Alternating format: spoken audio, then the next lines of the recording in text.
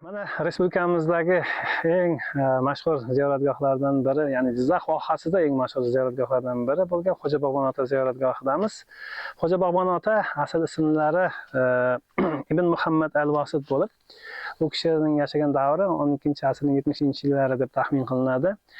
Hozirgi kunga kelib Forish tumanidagi ziyoratgohlarning aksariyati mana shu Jizzax Nurota avtomagistral yo'nalishining bo'yida joylashganligi bilan ahamiyatli hisoblanadi va ma'lumki, respublikamizda juda ham ko'plab ziyoratgohlar, avliyolar, anbiyolar nomi bilan bevosita bog'liq. Xo'ja Bog'bon ota ziyoratgohi ham aynan mana shu respublika toifasidagi avliyolar dafn etilgan ziyoratgohlar sifatida e'zozlanadigan muqaddas qadamjo sifatida xalqimiz tomonidan e'tirof etiladi va bu joylarga kelib insonlar ziyoratlarini amalga oshirishadi. Ziyoratgohning ko'rinishi, tuzilishi, mana bu xonaqoh qismi qurilish tarixi ham bir qancha sirli va jumboqli, aniq sanani berish arxeolog tomonidan olib borilgan izlanishlar natijasida bu taxminan 200-300 yillar atrofida aynan mana shu xonaqohga ilk toshlar qo'yilganligi, lekin qabr 12-asr 70-yillarga tegishli deb baholanadi. Olib borilgan izlanishlar natijasida bu joyda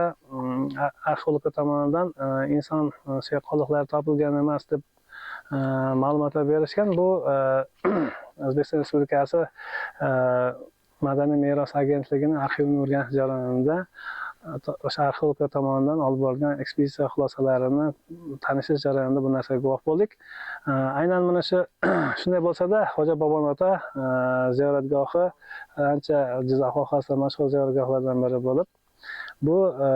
asosiy nomlaridan ham ko'rinib turibdi, o'sha bog'bon bo'lganliklari va umuman xayr, baraka, dehqonchilik homiysi sifatida oilaga tinchlik, xotirjamlik, dasturxoningizga demak qaysidir ma'noda fayz va baraka tilash maqsadida ham insonlarga mana shu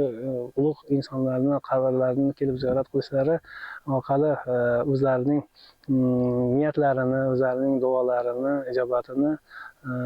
kutishadi va bu narsa albatta mahalliy aholi tomonidan bildiriladigan bir qancha fikrlarda ham ko'rishimiz mumkin. Ayniqsa mahalliy ziyoratchilar tomonidan bildirilgan fikrlarga ham e'tibor qarasak, aynan oilaga, ro'zg'origa baraka, farzand tilash va shu bilan birgalikda aynan mana shu Xo'ja Bog'bon ota ziyoratgohining shimoliy g'arb tomonida pastda, demak bu ancha yuqori qismida qirda joylashgan bu xonaqoh mahalliy aholi tomonidan xayr ehson qilinib o'sha Xo'ja Bog'bon ota tomonidan barpo etilgan bog' biroz pastda joylashgan. Bu joyda asosan ko'p yillik daraxtlar, masalan, 1000 yoshga kirgan tut daraxtlari, turli mevali daraxtlar aynan mana shu hudud Xo'ja Bog'bon otaning bog'i sifatida e'tirof etiladi va bu yerda yozda ham qishda ham bir xil me'yorda oqib turuvchi buloq bor. Bu Xo'ja Bog'bon ota bulog'i deb aytiladi. Va mana shu buloq butun bir kichik mikro oazisni hosil qilgan holda bu yerda qanday bir inson bir tomoni dasht, bir tomoni voha bilan cho'l bilan tutashgan hududda kirib kelgan kishida bir qanday bir hayrat tug'diradiki va bu hayrat esa bevosita o'sha Xo'ja Bog'bon ota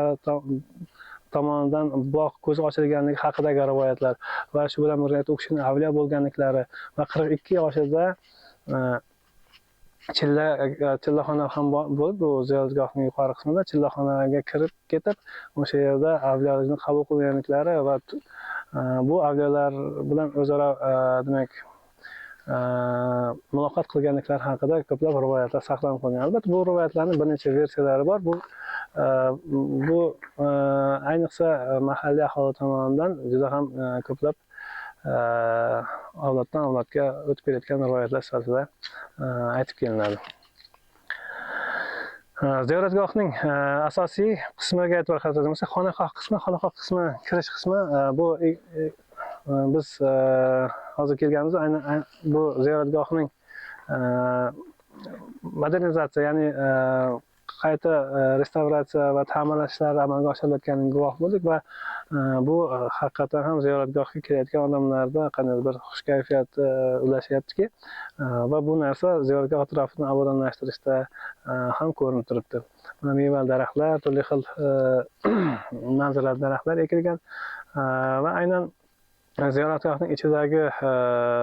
xonaqohning ichidagi qabrga e'tibor qaratadigan bo'lsak, qabrlarni O'rta Osiyoda tarqalgan islom dini kirib kelgandan keyingi qabrlarning aksariyati, ayniqsa Nurota vohasi, Jizzax vohasidagi qabrlarning aksariyati juda ham uzun, 14-12 metrlik qabrlarni tashkil etadiki, bu qabrlarning aksariyati o'sha din bilan bog'liq, avliyolik bilan bog'liq bo'lgan qabrlar ekanligi va bu qabrlarning ko'pchiligi shu Jizzax vohasida, ayniqsa mana shunaqangi mozor qo'rg'on shaklida dafn etish aynan mana shu vohaga tegishli bo'lganligining guvohi bo'lamiz.